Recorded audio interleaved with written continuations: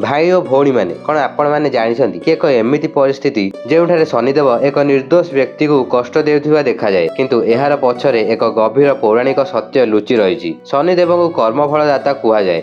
से काहाको अकारण कष्ट दियंती नहीं, तांकर दृष्टि कर्मर फल देवाई ही हुए। किंतु पुराण रे एक एमिति कथा अछि जेउठारे एक निर्दोष व्यक्ति पिपलाद कष्ट पाइथिले ओ एहार पछरे शनिदेवंकर भूमिका देखा जाए। आसंतु शुणिबा एही कथार सत्य और शिक्षा। पुराण रे एक कथा अछि ऋषि पिपलाद बहुत कष्ट रे पड़िथिले। तांकर पितामातांकर मृत्यु होइथिला ओ से निर्दोष होई मध्य कष्ट भोग करथिले। नारद मुनि ताको कहिले जे एहा शनिदेवक दृष्टिर फल। बालक क्रोधित होई ब्रह्मांकर तपस्या कले ओ बर पाई शनिदेव को आक्रमण कले। शनिदेवकर पादरे भयंकर आघात ହେଲା ଓ ସେ ପୀଡ଼ିତ ହେଲେ।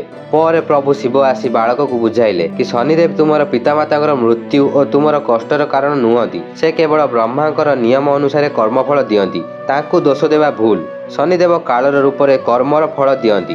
ନିର୍ଦୋଷ ଦେଖାଯାଉଥିବା କଷ୍ଟ ମଧ୍ୟ ପୂର୍ବ ଜନ୍ମର କର୍ମର ଫଳ ହୋଇପାରେ।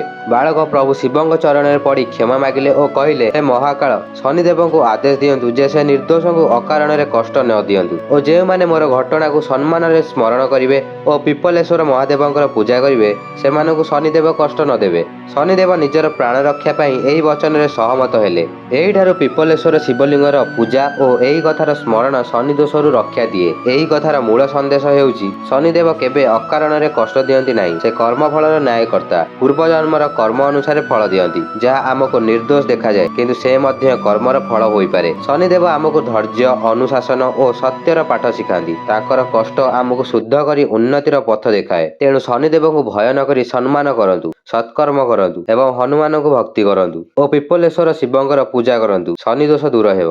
ଜୟ ଶନିଦେବ।